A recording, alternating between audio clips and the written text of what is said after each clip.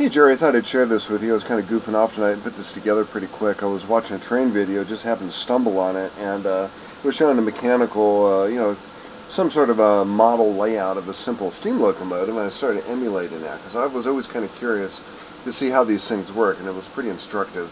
And it might be instructive too if we were to make videos like this, especially with our brake mechanism. But we might consider doing something like this too when we finally get our steam locomotive together for the Mercury train.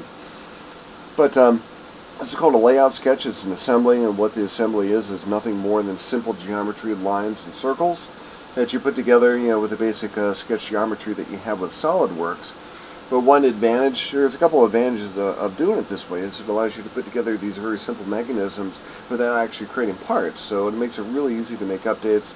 If you had to make dimensional changes to some of the basic elements to your sketches that you're using for this assembly, it can be done relatively quickly. You can actually see it in a very basic form how these things work and function together. Once you have this together in an assembly, you can take the skeletal framework that you see that exists like with nothing more than like maybe lines and circles, and actually use that as a skeleton for the part you're ultimately going to make. Like with all these push rods and levers and whatnot, we could easily make those, and with a circle that would represent the skeletal framework, maybe the wheel that would represent the locomotive wheel. We could do the very same thing with our brake mechanism too. It shows it in a very basic schematic, almost sketch-like, but it actually shows it animate, which is kind of fun.